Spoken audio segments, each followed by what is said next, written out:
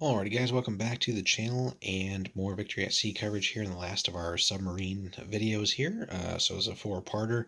So check out our first three if you want to catch the earlier bits on some generic info on the subs, movement, attacks, and how to detect them. This last video here will focus on basically the new order that you get with subs, new traits, and then this idea of kamikaze subs as well. But before we get into the video, guys, make sure you hit that like and subscribe. Help us continue to grow. Drop us some comments as well on your overall experience with running subs or running against them so far. Um, and also, if you do want to support the channel a little bit more, check out the link in the description there, guys. If you head over to Warlord from there, anything you pick up will come back and support us.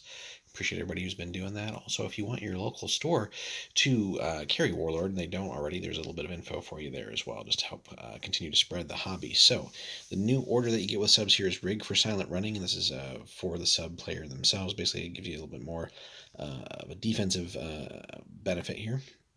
So in order to avoid detection, the captain of a submerged sub orders his engines to be throttled back and all other systems basically to be quiet. Vessels attempting to detect the sub suffer a -1 penalty for this turn. And basically you're reduced to half speed, and you don't get to make any change, like direction changes or attacks. So basically, in order to give up any and all offense and essentially flexibility and movement, you are a little bit harder to detect. Now, it doesn't, make you immune or invulnerable. It just makes it harder. So something to weigh, risk versus reward, depending on your specific situation there. Now, some of the other traits that you get with subs, depth charges. So ships with the depth charge trait can attack submarines that submerged, or or are running deep. I guess that's missing there. Using the rules given on page 60. So we just covered that a while back. Silent as the next one here. This sub is exceptionally quiet, making it hard for surface ships to detect. Ships trying to detect the sub get a -1 penalty to their attempts to detect their sub when it's submerged or running deep. Being silent doesn't really help you so much on the surface, right? Sub Hunter. Few ships have upgraded ASDIC or sonar systems that allow them to hunt subs with greater effect. The ship gains a +2 bonus when attempting to detect a submarine. So those are the ones you really do want to watch out for, and steer clear of those types of ships, if at all possible, and maybe try and take them out with extreme prejudice with other assets that you have. Submarines basically have the ability to render themselves all but invisible to their enemies when submerged. So a ship with this trait may use the submarine rules. A big surprise there. But important to note as well. And then Wakeless is really cool for some of the torps that are out there. Basically much harder to spot. So ships using the evasive special rule may not force Wakeless torps to reroll successful attacks. So really powerful stuff there. Would have been nice too if the Wakeless ones would count as essentially not having fired your torps as far as detection purposes too.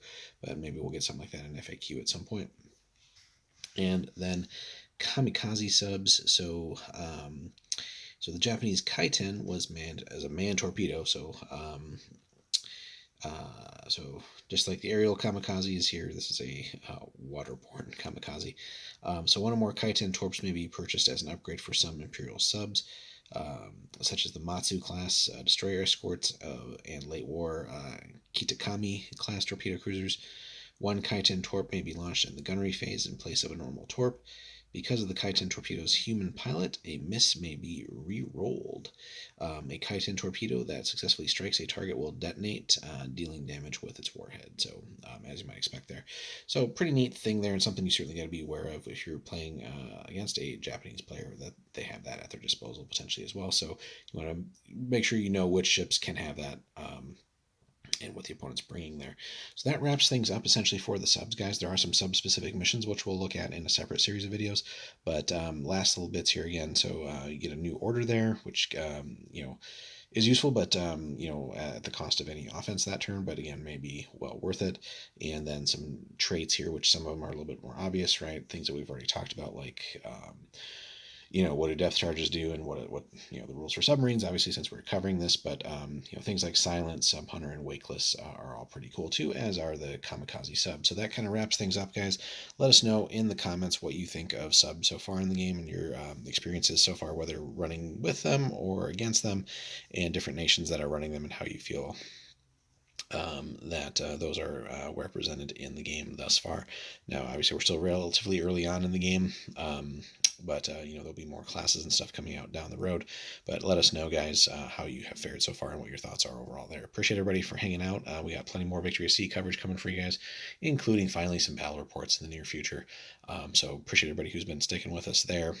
Thanks so much for checking in, guys. Hope you have a good one, and we'll see you in the next one.